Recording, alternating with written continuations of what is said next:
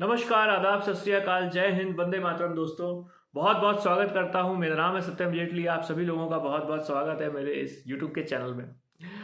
आज मैं जिस टॉपिक पे बात लेके आया हूं, जिस किस्से को लेके आया हूं, वो हम सब की लाइफ में बहुत ही ज़्यादा मायने रखता है, बहुत ही ज़्यादा इंपॉर्टेंस रखता है। क्योंकि आज के इस आधुनिक युग में आर्थिक व्यवस्थाओं को लेके हर इंसान जद्दोजहद कर रहा है। जी हाँ, चाहे मैं हूँ, चाहे आप हो, इस देश ही नहीं, इस दुनिया का हर एक प्राणी और आफ्टर कोविड काफ़ी ज़्यादा संघर्ष कर रहा है, अपनी आर्थिक स्थिति मजबूत करने के लिए लगा हुआ है। अपने परिवार का पेट पालने के लिए वो पूर्ण प्रयास कर रहा है जो उसके बस में है। लेकिन क्या ये प्रयास काफ़ी है? क्या ये प्रयास जो हम कर रहे हैं अपने काम को करने के लिए, अपने काम को दर्शाने के लिए, क्या ये काफ़ी है? या हमें अपने नज़रिए को बदलने की ज़रूरत है, हमें अपनी सोच को बदलने की ज़रूरत है, अपनी सोच को, अपने विचारों को बड़ा करने की ज़रूरत है। और अगर ज़रूरी है तो आपके लिए मैं एक बहुत ही शानदार कहानी लेके आया हूँ, बहुत ही शानदार किस्सा लेके आया हूँ, जिसका बहुत ही गहरा ताल्लुक़ रखता है हमारे जीवन से, बहुत ही गहरे ताल्लुकात है हमारे जीवन से। ये कहानी है महाभारत के दौर की, जिस समय कौरव और पांडव छोटे थे, बाल रूप में थे। और जिस समय वो बाल रूप में थे तो उस समय उनके बीच में खाने को लेकर के, यानी कि भोजन को लेके बहुत लड़ाइयाँ होती थी कौरवों और पांडवों के बीच में, कि मैं ज़्यादा खाऊंगा, मैं ज़्यादा खाऊंगा। और इस बात को लेके बहुत लड़ाइयाँ होती थी। तो भीष्म पितामह इस चित्र को देख के, इस लड़ाई को देख के बड़ा दुखी होते थे। एक दिन उनको तरकीब सूझी।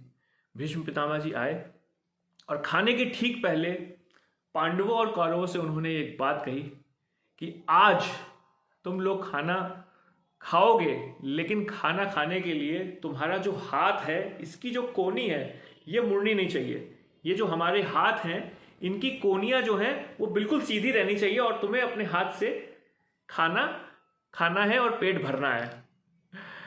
अब ये टास्क तो उन्होंने दे दिया। कौरव और पांडव लग गए, बहुत जद्दोजहद करने लगे, भोजन को उठाया। लेकिन उठाने के बाद जब वो हाथ को लेकर के मुंह तक आ रहे थे तो वो यहीं पे आके रुक जा रहा था, वो उनके मुंह तक नहीं आ रहा था। बड़ी कोशिशों के बाद उन्होंने खाना फेंकना चालू किया तो खाना कभी इधर गिरे, कभी उधर गिरे। तो ये सब भीष्म पितामह देख रहे थे और मंद मंद मुस्कुरा भी रहे थे।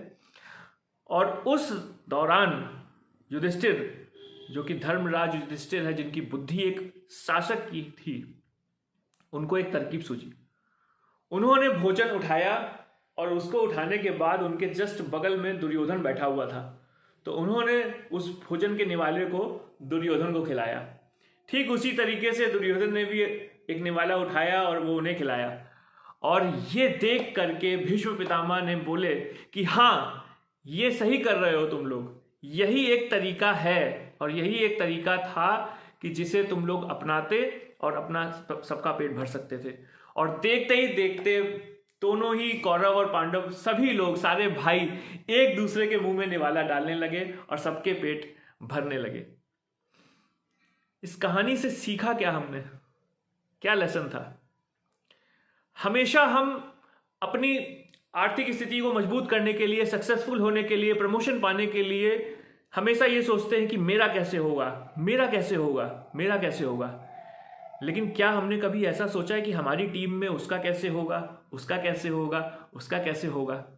जी हाँ, अगर हम ये सोचें कि मेरी टीम के जो मेंबर्स हैं, जो अपने टारगेट्स को पूरा करने के लिए, अपने वर्क को पूरा करने के लिए, अपनी प्रोडक्टिविटी को प्रोफिशिएंसी में लाने के लिए जद्दोजहद कर रहे हैं, क्या मेरी मदद करने से क्या उनके टास्क और उनके टारगेट पूरे हो सकते हैं?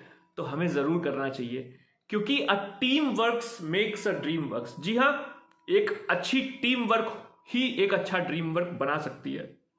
और ये बात अगर हमारी समझ में आ जाएगी तो हमारे टास्क और टारगेट तो ऑटोमेटिक पूरे हो जाएंगे। इसलिए दोस्तों, बहुत ज़रूरी है कि अपना काम तो आप करें ही करें, साथ ही साथ अपनी टीम के मेंबर्स की भी वर्क करें, टीम के मेंबर्स के लिए भी हेल्प करें और उनको भी टारगेट्स अचीव करने में, उनको भी उनके वर्क में प्रोडक्टिविटी लाने में मदद करें। आप देखिएगा, आपका टास्क अपने आप आसान हो जाएगा, आपका टारगेट अपने आप पूरा हो जाएगा। और यही थी मेरी आज की सीख। आशा करता हूं कि आपको मेरी ये स्टोरी बहुत अच्छी लगी होगी और उम्मीद करता हूं कि अगर आपको ये स्टोरी अच्छी लगी होगी तो प्लीज़ लाइक कीजिए, शेयर कीजिए, कमेंट कीजिए और बेल आइकन को दबाना मत भूलें।